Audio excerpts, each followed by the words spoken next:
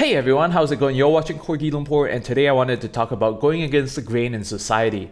So swimming upstream against the current in society has been something that I've done for most part of my life, not by intention, but more of a series of events and incidents that happened throughout the course of when I was younger until present day, which has shaped me up to who I am today. And the reason why I wanted to talk about this is because over these many years and decades that I've been living this earth, what I've noticed is that there's a lot of advice in society that's really seemingly well-intentioned but more detrimental to a lot of people. And the thing is, a lot of people don't even realize this. And what this ends up doing is it kind of breeds that whole sheep mentality of propagating pieces of advice and talking about stuff as if you're an expert when you're just parroting off what someone else told you, that someone else told them, that someone else told that person. And what ends up happening is that a piece of advice that is completely false ends up getting propagated as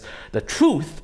And what ends up happening is you lead a whole bunch of people off the cliff. And what I mean by this is best explained by the first thing that really woke me up to all of this. So back when I was in high school, I was really not the most socially competent person. That's probably an understatement.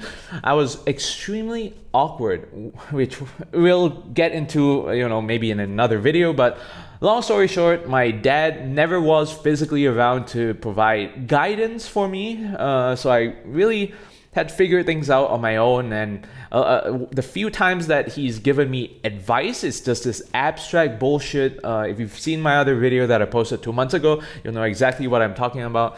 He just gives a bunch of words that he says is advice, but they don't mean anything meaning-wise. They're English words, but I can never figure out what he actually means by them. So I had this crush on this girl in high school, and I had no idea whatsoever how to approach that. And what I ended up doing was basically creeping her out and being a simp at the same time. So what's worse than a simp? A simp that creeps you out.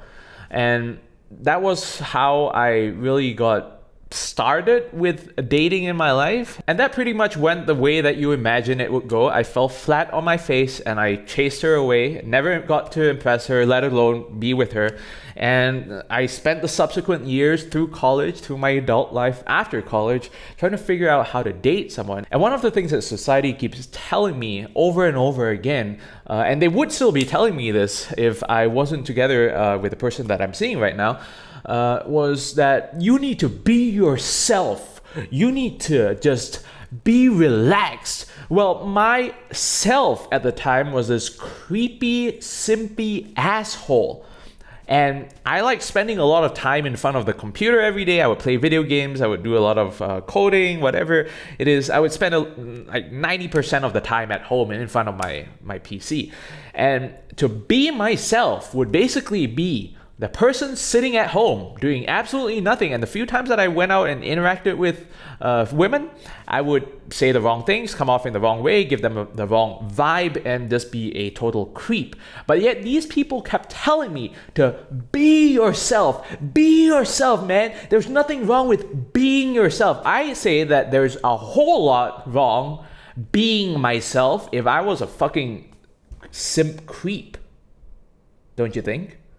Another thing that I kept getting was, why do you want to find someone to date? Why do you want a girlfriend anyway? They're a waste of time, they're a waste of money, blah, blah, blah, blah, blah. And the thing is, it's just a human instinct to want to find someone, right? To find a mate and reproduce. That's just a biological instinct of people. Like, why do you need me to write like a thesis to explain myself why I want to find a girlfriend? I don't need to explain myself. Why do other people want to find a girlfriend? Why do other people, animals, want to find a mate?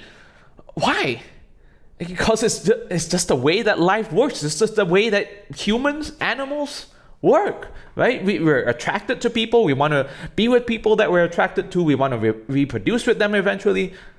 What's wrong with that? And then I guess the more human explanation to that was really a more autistic, logical one, in the sense that I realized at a young age that if I didn't start dating, whether this person ended up being my soulmate or a person that I would spend the rest of my life with, didn't really matter. If I didn't start to date at that point, by the time I got older, I would be competing against people who had 5, 10, 15, 20 years of experience, depending on how early they started dating, whether that's in college or high school. And I would be that person with 0 years of experience.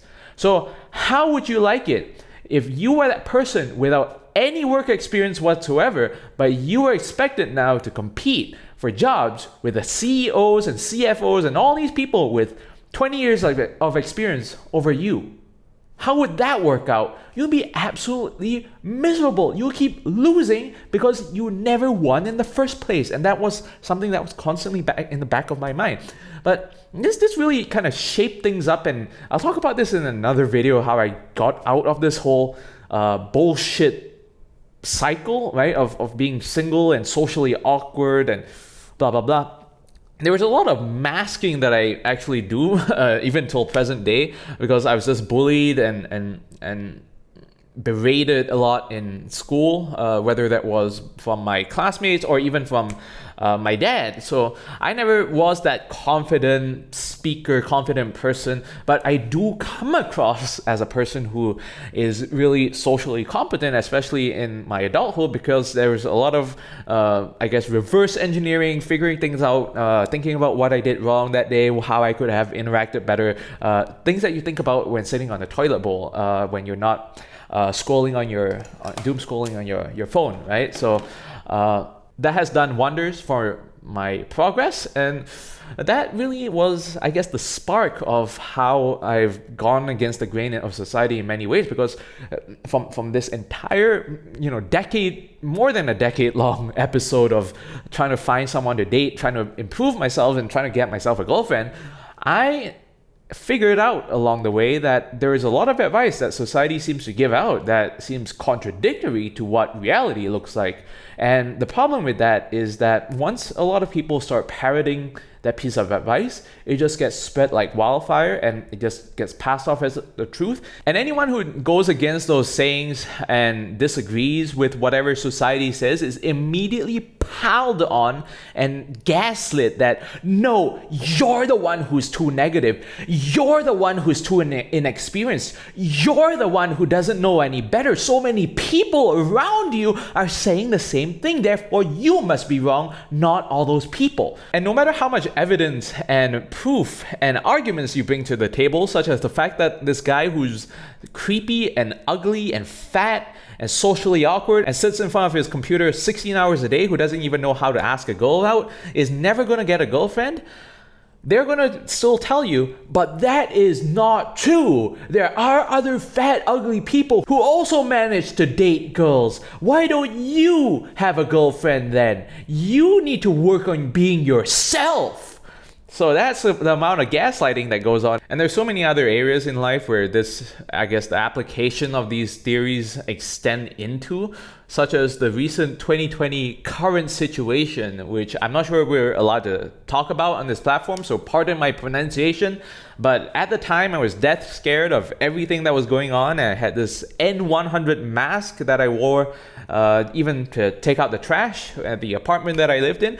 And I was just this person who didn't want to die, And what I ended up figuring out was that, it's been a year and a half since this whole thing has happened. And I'm still alive. I don't think I've caught it at this point, and I don't really want to take the vaccine because of what I've done in terms of research for myself, and the stuff that I've read is not something that I would be comfortable doing. I would not like to be the first batch of testers to pilot this vaccine. And I had been living abroad for 10 years at the time, so I was in no hurry to go travel some more or see the rest of the globe or whatever it is. So my mindset was, I just don't want to take it at this point because I don't want to be the first batch. I might consider taking it somewhere down the road once I've seen that it's a stable product, or there's no incidents associated with it. And a lot of people just jumped on me and said, well, do you want to die? Because that's how you die. Because you get it, you're protected. You don't get it, you might get the virus, and then the virus might cause you to become very sick. And by being very sick, you might die. Don't you want to survive? And, I was perfectly okay assuming the risk for my personal being, and you get arguments now saying, well, if you're okay getting sick, think about others. Don't you want other people to not get sick? Don't you want to protect grandma and grandpa, right? Don't you want to protect those people, you inconsiderate, selfish fuck? That's what I got from a whole lot of people, including some of my own family members, although they put it in a somewhat more passive-aggressive way, because there's a lot of people, especially in this part of the world, Asia, right, who are just so afraid and chicken shit of just telling you as it is in your face what they think, and they need to do this whole song and dance and talk in this flowery language. And that was pretty much what I was told. And after that point, I was then told, don't you want to enter the malls? Don't you want to eat at a restaurant? How are you supposed to go on all these dates with these women that you're seeing when you can't even enter? So you don't want to have a social life? Is that what you're saying?